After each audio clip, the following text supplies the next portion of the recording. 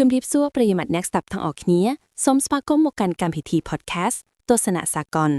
នាងខ្ញុំណារីនឹងនៅទីនេះរួមជាមួយលោកគ្រូណារិតដែលជាអ្នកជំនាញផ្នែកទំនាក់ទំនងអន្តរជាតិដើម្បីពិភាក្សាលើប្រធានបទដ៏គួរឲ្យចាប់អារម្មណ៍និងសំខាន់មួយនាពេលបច្ចុប្បន្នជំរាបសួរណារីនិងប្រិយមិត្តអ្នកស្ដាប់ទាំងអស់គ្នាពិតជាមែនណារីថ្ងៃនេះយើងនឹងលើកយកទស្សនៈរបស់មេដឹកនាំសំខាន់ពីររូបដែលមានឥទ្ធិពលលើឆាកអន្តរជាតិមកជជែកគ្នាទស្សនៈរបស់ពួកគាត់ហាក់ដូចជាប៉ះទង្គិចគ្នាប៉ុន្តែក៏មានចំណុចរួមដែលបង្ហាញពីភាពស្មុគស្មាញនៃទំនាក់ទំនងអន្តរជាតិបាទលោកគ្រូប្រធានាធិបតីអ៊ុយក្រែនលោក Volodymyr Zelensky បានថ្លែងថាច្បាប់អន្តរជាតិគ្មានប្រសិទ្ធភាពឡើយតើយើងមានអាវុធខ្លាំងទើបការពារខ្លួនបានរីឯប្រធានាធិបតីកូរ៉េខាងជើងលោក Kim Jong Un វិញបានថ្លែងថាបើសិនអ្នកមិនខ្លាំងអ្នកនឹងក្លាយជាជនរងគ្រោះតគួរឲ្យអាណិតគ្មានទេយុត្តិធម៌សម្រាប់អ្នកទន់ខ្សោយតើពាក្យសម្ដីទាំងពីរនេះមានន័យយ៉ាងណាខ្លះលោកគ្រូហើយហេតុអ្វីបានជាមេដឹកនាំទាំងពីរមានទស្សនៈស្រដៀងគ្នាបែបនេះទោះបីជាស្ថានភាពប្រទេសរបស់ពួកគាត់ខុសគ្នាស្រឡះជាសំណួរដ៏ល្អណាស់ណារីជួយយើងចាប់ផ្ដើមពីលោក Zelensky ជាមុនសិនការថ្លែងរបស់លោក Zelensky នេះគឺកាត់ឡើងនៅក្នុងបរិបទការឈ្លានពានរបស់រុស្ស៊ីលើអ៊ុយក្រែនដែលធ្លាប់បានបោះបង់អាវុធនុយក្លេអ៊ែររបស់ខ្លួនជាធ្នូនឹងការធានាសន្តិសុខពីមហាអំណាចស្រាប់តែប្រឈមនឹងការរំលោភបំពានអធិបតេយ្យភាពរបស់ខ្លួនដោយផ្ទាល់តែម្ដងលោក Zelensky បានឃើញផ្ទាល់នឹងភ្នែកថាទោះបីជាមានច្បាប់អន្តរជាតិសន្ធិសញ្ញាការព្រមព្រៀងនិងអង្គការអន្តរជាតិនានាដូចជាអង្គការសហប្រជាជាតិក្តីក៏វាមិនអាចបញ្ឈប់ការឈ្លានពាននិងការពារប្រទេសរបស់លោកបានទាំងស្រុងដែរនៅពេលដែលប្រទេសឈ្លានពានជាមហាអំណាចដែលមានសិទ្ធិវេតូខាងក្នុងប្រឹក្សាសន្តិសុខអង្គការសហប្រជាជាតិបាទពុតជាស្ថានភាពដ៏លំបាកមួយជួនទាំងthờiបានជាលោក Zelensky យល់ឃើញថាច្បាប់អន្តរជាតិត្រូវការកម្លាំងយោធាដើម្បីធានានូវការអនុវត្តរបស់វាពិតប្រាកដណាស់ទស្សនៈរបស់លោក Zelensky ឆ្លុះបញ្ចាំងពីគោលការណ៍ដ៏សំខាន់មួយនៅក្នុងទំនាក់ទំនងអន្តរជាតិដែលគេហៅថា real politics ឬនយោបាយផ្អែកលើការពិតក្នុងលោកីយដែលគ្មានអាជ្ញាធរកណ្ដាលណាមួយអាចបង្ខំរដ្ឋទាំងអស់ឲ្យគោរពច្បាប់បាននោះកម្លាំងយោធាបានក្លាយជាកត្តាកំណត់ដ៏សំខាន់សម្រាប់ការរស់រានមានជីវិតនិងការការពារអធិបតេយ្យភាព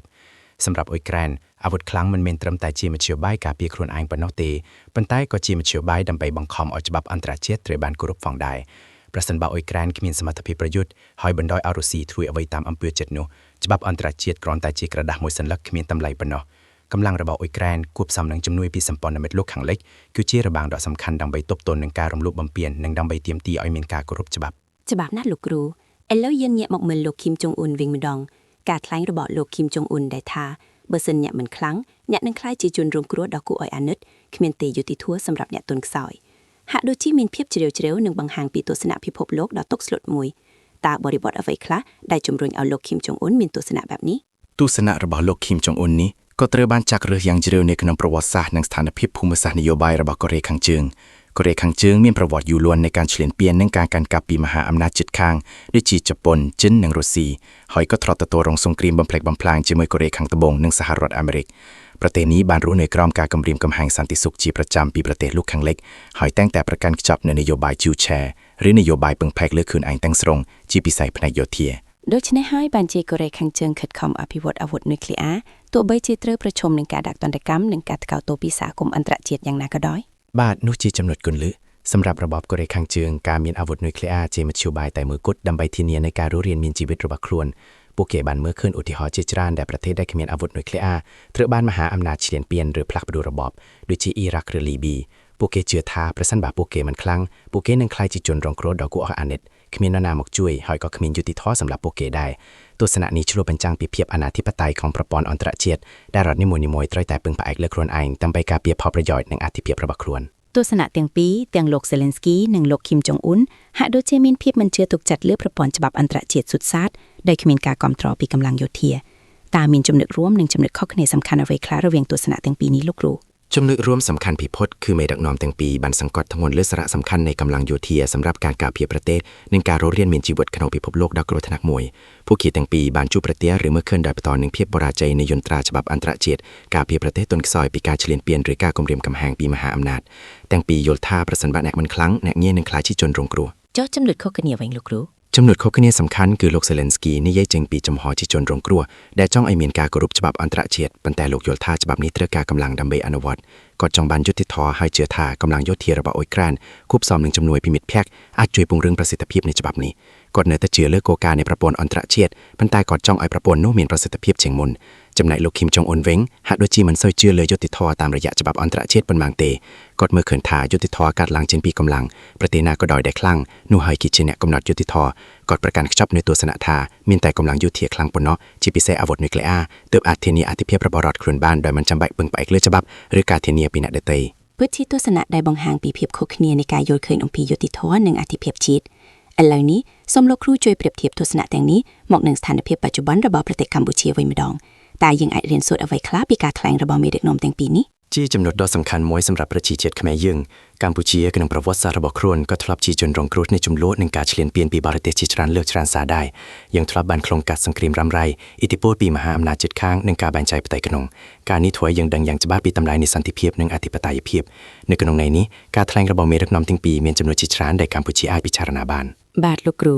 កម្ពុជាគួរតែមានកម្លាំងយោធាខ្លាំងដើម្បីការពារខ្លួនដោយលោក Zelensky ដែរឬតែលោកគ្រូឬគួរប្រកាន់ជំហរដោយលោក Kim Jong Un ដែលថាគ្មានយុត្តិធម៌សម្រាប់អ្នកទន់ខ្សោយនោះជាសំណួរដែលតម្រូវឲ្យមានការវិភាគស៊ីជម្រៅកម្ពុជាជាប្រទេសតូចមួយដែលមានទីតាំងភូមិសាស្ត្រនយោបាយរសើររុំព័ទ្ធដោយប្រទេសធំធំយើងមិនអាចប្រកួតប្រជែងជាមួយនឹងមហាអំណាចយោធានៃប្រទេសជិតខាងឬប្រទេសធំធំដទៃទៀតបានឡើយដូច្នេះការស្វែងរកកម្លាំងយោធាដាច់ខាតដោយកូរ៉េខាងជើងប្រហែលជាមិនមែនជាជម្រើសល្អបំផុតសម្រាប់កម្ពុជាទេប៉ុន្តែនេះមិនមែនមានន័យថាយើងមិនត្រូវការកម្លាំងយោធាដែលសមស្របដើម្បីការពារបូរណភាពទឹកដីនិងអធិបតេយ្យភាពរបស់យើងនោះទេប្រសិនបើយើងមិនអាចពឹងផ្អែកលើកម្លាំងយោធាសុទ្ធសាធបានតើកម្ពុជាគួរធ្វើយ៉ាងម៉េចដើម្បីធានាសន្តិសុខនិងអធិបតេយ្យភាពរបស់ខ្លួនតើអ្វីទៅជាកម្លាំងសម្រាប់កម្ពុជាសម្រាប់កម្ពុជាកម្លាំងគួរតែត្រូវបានបកស្រាយឲ្យទូលាយលាយកម្លាំងរបស់យើងមិនត្រឹមតែជាកម្លាំងយោធាប៉ុណ្ណោះទេប៉ុន្តែក៏ជាកម្លាំងសេដ្ឋកិច្ចសង្គមការទូតនិងឯកភាពជាតិផងដែរសូមលោកគ្រូជួយពន្យល់ឲ្យកាន់តែច្បាស់អំពីកម្លាំងទាំងនោះបន្តិចបាទទី1កម្លាំងសេដ្ឋកិច្ចប្រទេសមួយដែលខ្លាំងផ្នែកសេដ្ឋកិច្ចគឺមានធនធានច្រើនដើម្បីអភិវឌ្ឍខ្លួនលើកកម្ពស់ជីវិតប្រជាជននិងកសាងសមត្ថភាពការពារជាតិរបស់ខ្លួនសេដ្ឋកិច្ចរឹងមាំក៏ធ្វើឲ្យយើងមានភាពតាក់ទងដល់វិនិយោគគុណបំផុត